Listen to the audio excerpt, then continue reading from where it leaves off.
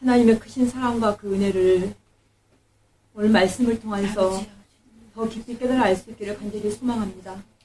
하나님이 얼마나 우리 인간을 사랑하셨으면 하나밖에 없는 아들을 인간의 옷을 입히셔서 이 죄악의 땅에 오게 하시고 이곳에서 하늘나라를 전하게 하시며 하나님의 마음을 전하게 하시고 그리고 십자가에서 그 몸을 찢어서 죽게 하시고 우리의 모든 죄를 그와 함께 죽게 만드시고 다시 부활하심으로 하나님 자녀로 삼아주시고 우리를 죄 없다 앉혀주시는 그 크신 놀라운 사랑이 오늘 아기 예수가 이 땅에 오는 것을 기뻐할 뿐만 아니라 그 은혜가 너무나 고맙고 감사해서 하나님께는 영광이요 땅에서는 기쁨이라고 우리가 고백할 수 있게 하시니 감사합니다. 이 귀한 시간에 성령께서 이 자리에 임하여 주시고 우리 각자의 심령 가운데 임하셔서 정말 우리가 하나님의 크신 사랑과 은혜를 마음판에 깊이 새기고 잊지 아니하고 삶 속에서 절절히 경험하면서 그렇게 주님을 찬양 경배하며 살아계신 주님과 함께 동행할 수 있는 삶이 될 수 있도록 은혜를 부어주시옵소서. 이 귀한 시간 주님만 홀로 영광을 받으시옵소서. 아멘. 감사를 드리며 예수님의 이름으로 기도드립니다. 아멘. 아멘. 아멘. 감사합니다. 오늘 말씀에 누가복음 2장 14절 말씀. 지극히 높은 곳에서는 하나님께 영광이요 땅에서는 하나님이 기뻐하시는 사람들 중에 평화로다 하니라. 하늘의 천사들이 바로 아기 예수를 보고 하나님께 영광을 돌리는 찬양이죠. 아기 예수가 태어났을 때 천군 천사, 그 많은 군사, 하늘의 천사의 군사들이 와서 경배를 올려드렸어요. 마태복음 2장 6절에는 또 유대 땅 베들레헴아 너는 유대 고을 중에서 가장 작지 아니하도다. 내게서 한 다스리는 자가 나와서 내 백성 이스라엘의 목자가 되리라 하였음이니이다. 그 당시에 목자는 그 이스라엘 쪽에서 목자는 되게 천한 직업이었어요. 천한 직업. 그래서 다윗도 말재로 자라면서 형들이 왜 블레셋과 싸우러 나갔을 때 오니까 형들이 막 후지람하고 책망했잖아요. 양떼나 잘 지키고 있을 것이지 어디를 왜 안 나르면서 그 정도로 이게 목자는 사실 천한 직업이었어요. 그 당시에 바라볼 때. 근데 우리 예수님을 목자로 비유했어요. 목자로. 마태복음 2장 6절에서는 목자로 내 백성 이스라엘의 목자가 되리라. 그렇게 비유한 적이 있어요. 이스라엘에서 그렇게 천하게 여기는 목자로 예수님을 비유하시면 무슨 뜻일까요? 이 땅의 낮은 자리에 임하셔서 아주 겸손한 모습을 보여주신 하나님의 그 사랑, 섬기라고 하시는 그 말씀 그대로 낮은 곳에 임하신 줄 믿습니다. 미가서, 구약성경 미가서 5장 2절에는 너는 유다 족속 중에 작을지라도 이스라엘을 다스릴 자가 내게로 나올 것이라. 그의 근본은 상고에 영원히 있느니라. 하나님의 본체신데 영원히 하나님의 영광 중에 있다라고 이스라엘 백성들을 다스릴 영원한 평화의 왕이 오실 것을 선지자들을 통해서 이렇게 예언한 그 말씀이 이스라엘 백성들의 삶에 소망을 주었죠. 그래서 메시아가 오실 것을 기다리고 살았어요. 우리도 마찬가지잖아요. 네, 우리도 마지막 이 땅에 심판으로 오실 재림하실 예수 정말 뜨겁게 기도하는 사람들은 그 뜨거운 마음을 더 뜨겁게 느낄 수 있어요. 마라나타 예수여 주 예수여 어서 오시옵소서. 어서 오셔서 우리의 지금 이 연약한 부분들 우리의 간절한 소망을 들어주시고 이제 마지막 때 이 악하고 어둠의 사탄막이 들어온 귀신들의 이 통치를 주께서 다스려 주셨소서 라는 그런 기도. 또한 우리가 하늘의 소망을 가지고 있지만 내가 천국을 가야고 천국 백성인가요? 아니, 이 땅에서 내 영혼이 고마진 백성들은 이 땅에서 내가 천국의 삶을 살고 있는 거예요. 그러나 이제 우리가 정말 마지막 갈 곳은 천국이기 때문에 하나님 계신 그곳 삼엄에 살고 있는 것이죠. 너희는 먼저 그의 나라와 그의 의를 구하라. 그러면 내가 이 모든 것을 너희에게 도와줘 줄 것이다. 믿는 자는 소망 가운데서 우리가 평안과 위로를 받을 것이죠. 그리고 믿지 아니하는 자는 하나님 주시는 평안을 소유하지 못합니다. 그래서 항상 갈증이 나죠. 갈증이 나니까 아침부터 술 마셔요. 갈증이 나니까, 그죠? 갈증이 나지만 안 나고 하면 다시 갔다가 또 거기서 이제 조금 만족하면은 다시 돌아와서 다시 또 세상으로 나가는데 세상은 갈증이 난 곳이에요. 그래서 온전한 영원한 갈증을 해소해주지 못합니다. 이 크리스마스가 언제부터 시작이 되었는가 좀 궁금하죠. 크리스마스. 초대교회 때부터 크리스마스가 생겼고요. 로마 교회 그때부터 크리스마스가 생겼어요. 로마교회 대주교 율리우스 1세에 그 12월 25일을 예수 그리스도의 탄생일로 선포한 것이죠. 그때가 350년 때부터 기독교의 축제로 인정되기 시작했고, 그리고 12월 25일을 예수님 탄생으로 지정하게 됐어요. 근데 예수님의 수태, 예수님 잉태할 때, 그때를 바라볼 때, 그때가 바로 3월 25일이었다고 해요. 그러니까 3월 25일이 지나서 9개월 지난 다음에 12월 25일이 바로 예수님의 탄생한, 그러니까 수태는 잉태된 거. 그때 3월 25일에 잉태가 됐었고, 이제 그 뒤로 9개월 뒤에 12월 25일에 나았다, 태어났다는 것이죠. 네, 그래서 이때를 우리가 성탄절, 그러니까 거룩한 설, 성탄절, 예수님 탄생한 날로 기념하고 있습니다. 외국에서는 막 엑스마스라고 이렇게 부르잖아요. 엑스가 무슨 뜻이냐면 그리스도란 뜻이에요. 그리스도, 크리스트. 네, 뜻인데, 그냥, 그러니까 엑스라고 적어놓는 건 사실 어려운 말이 아닌데, 쉽게 엑스마스라고 하잖아요. 네. 이 크리스마스는 이제 기독교에서 가장 중요한 절기죠. 크리스마스 성탄절과 또 하나 가장 중요한 예수님의 부활절. 초림 예수로 지금 오신 이 성탄절과 십자가에 죽으시고 다시 태어난 그 부활절을 기독교에서는 가장 중요한 절기로 지키고 있습니다. 외국에서는 이제 크리스마스 때 칠면조 꼭 먹는다 그랬죠? 칠면조. 푸딩도 만들어 먹고 또 뭐 케이크도 만들어서 같이 나눠서 이웃들하고 같이 나눠서 먹고 한다고 하죠. 네. 그 전통이 지금도. 네. 그러니까 그 나라에서 칠면조 이제 고기, 저는 그 고기 칠면조 먹는 것까지는 제가 이제 알아보진 않았는데, 네, 거기 나라에서는 칠면조가 그냥 귀한 모양이죠. 뭐 귀한 고기라서 이렇게. 우리나라는 칠면조 안 먹잖아요, 그죠? 네, 이렇게 먹고 있다고 합니다. 그리고 이제 이 성탄절을 세계적으로 다 지키고 있어요.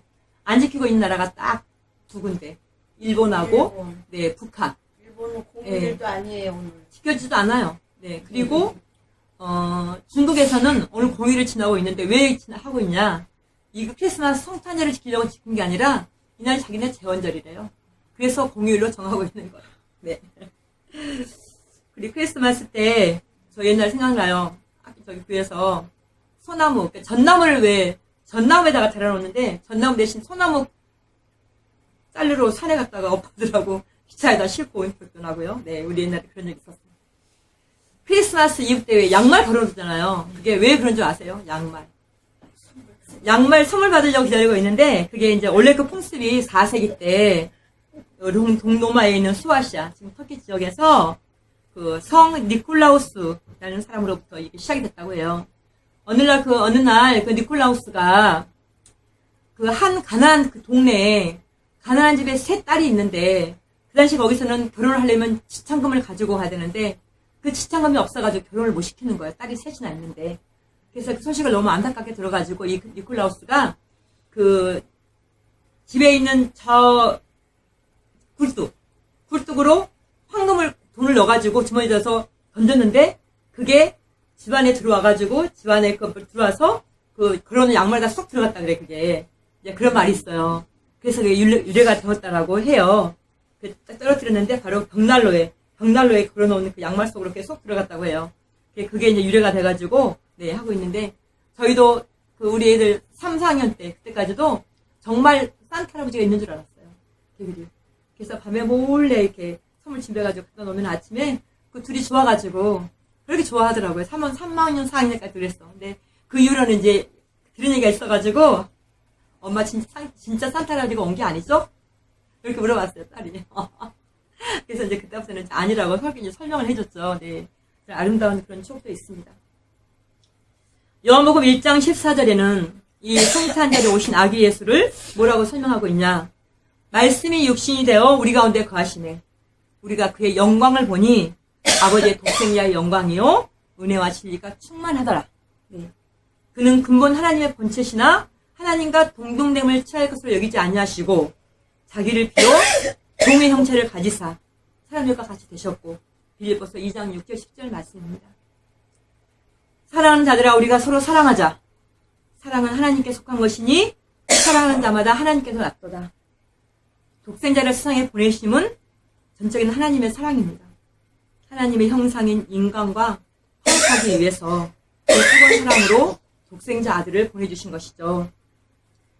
하나님의 형상대로 지음받은 인간, 하나님 기뻐하시던 그 인간이 죄로 인해서 천국에서 쫓겨나서 이 죄된 세상에서 살게 되잖아요. 근데 그 하나님은 이제 그 많은 세월 동안에 자기 백성들을 그냥 그 죄 가운데서 그냥 두고 있을 수가 그냥 없었다는 거예요. 그래서 그 독생자를 일단 보내신 이유는 바로 하나님이 기뻐하신 당신 형상대로 만드는 인간이 죄 가운데 있어서 그 죄를 고통 가운데 있는데 그 고통 가운데 있는 그 죄인을 그냥 두고 볼 수가 없었다는 것이죠. 우리 인간들이 바로 뭐예요? 욕심이 잉태해서 죄가를 낳고 죄가 장성하지 사망이 나왔어요. 이사야서 2장 6절에 보면은 주께서 주의 백성 야곱 족속을 버리셨음은 주께서 주의 백성 야곱 족속을 버리셨음은 그들에게 동방 풍속이 가득하며 그들이 블레셋 사람들 같이 점을 치고 이방인과 더불어서 손을 잡아서 언약하였습니다. 이사야 선지자가 하나님의 말씀을 배워내서 이스라엘 백성들에게 선포하고 있는 거예요. 그들이 자기 손으로 짓고 자기 손가락으로 만든 것을 경배하는 거죠. 그리고 천한 자도 절하고 귀한 자도 굴복하고 이걸 바라보면서 이사야가 하나님 용서하지 마십시오. 하나님의 그 분노하는 그 마음을 이렇게 고백하고 있습니다. 여호와의 날에 하나님께서 그들을 그냥 두지 아니하시기를 고백하고 있는 이 말씀이죠. 이스라엘 백성들은 이스라엘 나라는 조금 약소국가였어요. 적은 나라예요. 그러니까 항상 외부로부터 항상 침입이 잦았어요. 특히 이제 블레셋 같은 경우에는 침입해서 계속해서 못 살게 하니까 정말 그들 때문에 항상 힘들었었죠. 그런데 그들을 바라보는 이스라엘 백성들이 그거였었죠. 아니 저 나라는 예수 하나님도 안 믿는데 저렇게 잘 살아. 풍요로워. 뭐든지 많아. 그리고 막 다들 막 크고 막 그래. 그러니까 보이지 않는 하나님을 믿고 있는 우리 이스라엘 백성들이 블레셋까지 가보니 거기는 우상들을 막 다 만들어 놓고 신상을 만들어 놓고 막 그물을 만들어 놓고 거기 막 절하고 막 경배해요. 그걸 보니까 저 신들이 하나님보다 더 높은가 보다. 더 그거 놀라운가 보다. 하고 따라가는 거죠. 하나님 그걸 바라보면서 사단은 그걸 통해서 미혹하는 거죠. 하나님은 그걸 바라보면서 얼마나 분노하셨고 참으시면서 몇 번이나 선지자들을 보내서 죄라고 돌아오라고 그렇게 얘기했지만 인간들은 자신들이 만들어 놓은 신이 그게 진짜 신인 줄 알고 돌아오지 않아요. 하나님보다 그들이 더 능력 있는 것처럼 보인다는 얘기죠. 인간이 만들어 놓은 돈을 누가 만들었나요? 돈을 인간이 만들었어요. 근데 인간은 그 돈을 만들어 놓은 자기가 인간이 만들어 놓은 돈을 따라서 잡으려고 자꾸 따라가잖아요. 그러니까 인간이 지금 돈의 노예가 되어 살아가고 있는 거예요. 인간이 신을 만들어 놓고 인간이 만들어 놓은 신을 따라서 가고 있어 막. 그 신이 자기를 도와줄 줄 알고 가고 있는 거예요. 노예는 참 자유가 없어요. 사단은 그렇게 인간이 만들어 놓은 덫을 이용해서 멸망의 구렁텅이로 죄악으로 끌고 가는 중이 있습니다. 하나님 아버지의 사랑은 무슨 사랑이냐? 당신을 배반한 자녀들을 살려둘 수가 없는데 멸망의 길로 그냥 둘 수가 없는 거예요. 용서하고 또 용서를 했지만 그 용서가 그때뿐인 거죠. 다시 죄로 돌아가는 거는 뭐냐? 아담과 하와로부터 우리가 내려오는 그 죄의 뿌리가 우리에게 있기 때문에 어쩔 수가 없는 거예요. 그 죽음을 막을 수 있는 방법이 이 땅에서는 없어요. 하나님이 그렇게 많이 용서하고 또 용서하고 돌아오라고 했지만 그들은 그 순간순간 뿐이었었어요. 그 순간 지나고 나면 다시 또 세상으로 가버리는 거죠. 아들이 군대 가서 혼나고 있다고 생각하니까 그거 무서워가지고 교회 와서 막 기도하다가 아들이 잘 있다고 하면서 막 군대가 내 체질이 맞는 것 같다라고 그렇게 얘기하고 내가 교회 가서 열심히 기도하고 있다 그러니까 또 마음이 좋아가지고 또 이제 교회 안 가. 그게 바로 우리 인간의 모습이에요. 네. 주면은 받아놓고 그리고 좋아서 다시 하나님 멀리하고 또 하나님 채찍질하면 또 죽겠더라고 또 용서해달라고 또 빌고 빌어서 다시 또 용서받고 또 복을 내려주면 또 그 복 가지고 어디로 가냐? 하나님께 와야 되는데 다시 또 나가 세상으로. 그거를 계속해서 반복으로 하다가 하나님이 이제 그 백성을 어찌할까? 그 죄를 가지고는 다시 하나님이 백성을 내가 만들어 온 내 백성을 그냥 내가 죽음으로 몰아갈 수가 없잖아요. 몰아갈 수가 없죠. 하나님 만들어 온 인간을 사단의 밥이 되게 마냥 둘 수가 없잖아요. 그러니까 하나님이 마지막 히든카드, 마지막 카드를 잡으신 거예요. 마지막. 사람의 너희 이대로는 도저히 안 되니까 내가 이제 그들이 받는 맨날 그 죄를 회개하고 짐승 잡아서 죽여서 피를 올려드리고 이거는 한계가 있는 거지. 습관이 돼버린 거야, 습관이. 그러니까 이제 그게 아니라 내 아들 하나, 죄 없는 아들, 그 아들 이 땅에 보내서 너희 죄 대신 내가 죽게 하겠다. 마지막 카드를 들어준 거예요, 하나님은. 마지막 카드를. 얼마나 하나님이 우리 인간을 사랑하셨으면, 얼마나 사랑하셨으면 하나밖에 없는 아들, 하나님이시죠, 아들 예수가. 근데 아들 예수를 인간의 옷을 입혀서 이 땅에 내보내신 거예요. 그래서 그 아들을 잡는 거지. 그 아들을 속죄물로 잡는 거죠. 번제물로 잡는 거예요. 잡아서 이제는 그 아들을 믿는 자, 하나님 백성들을 이제 오게 만들고, 이게 마지막 끝인 거야, 이게.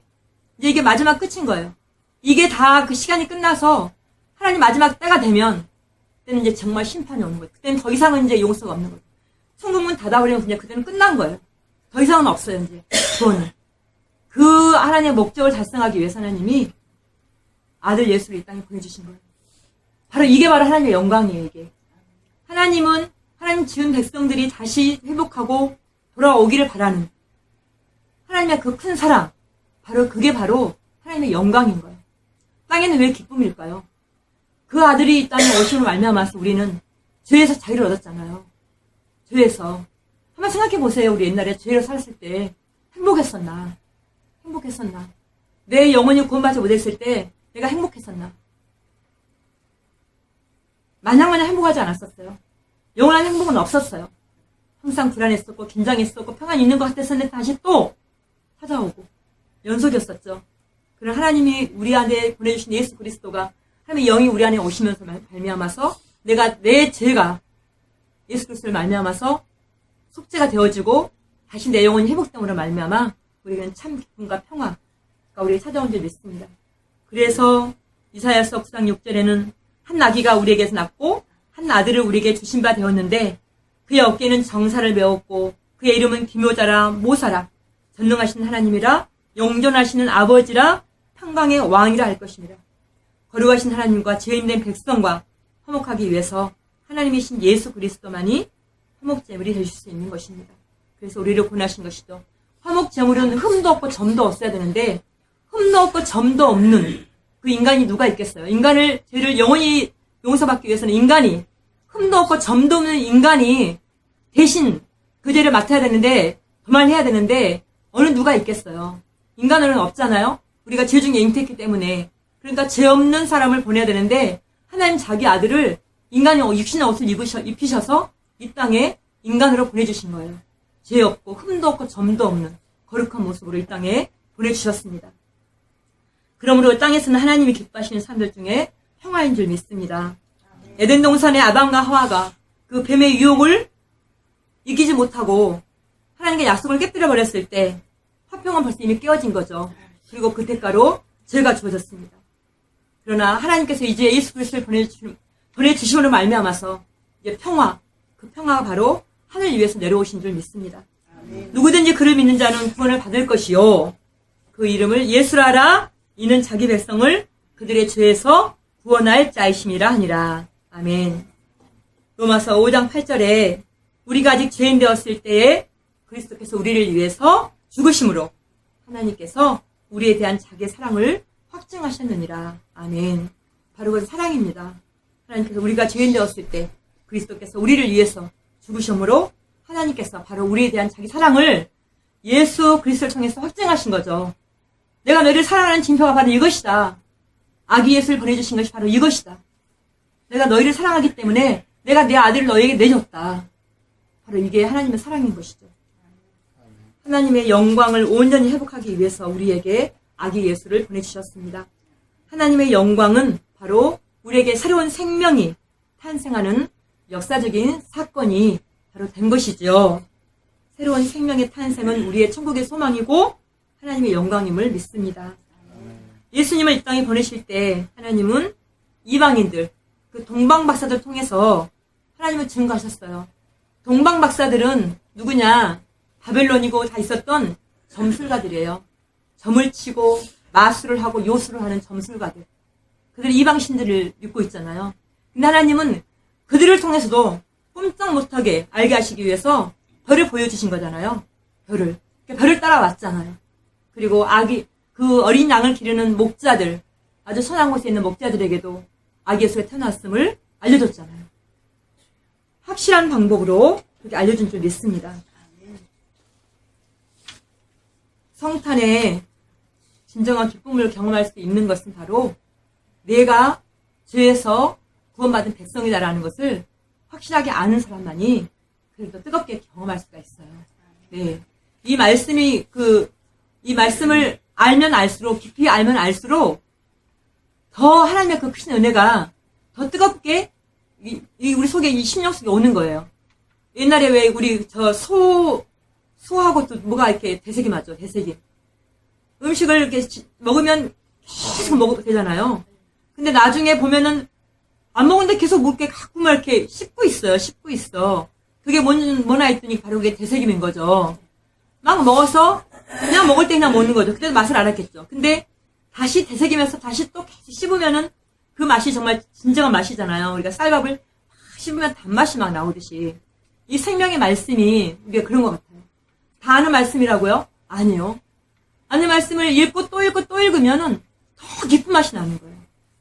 이 생명의 말씀, 영의 떡, 우리의 영의 떡, 우리 육신의 떡도 마찬가지인데 영의 떡은 더 그렇다는 거예요.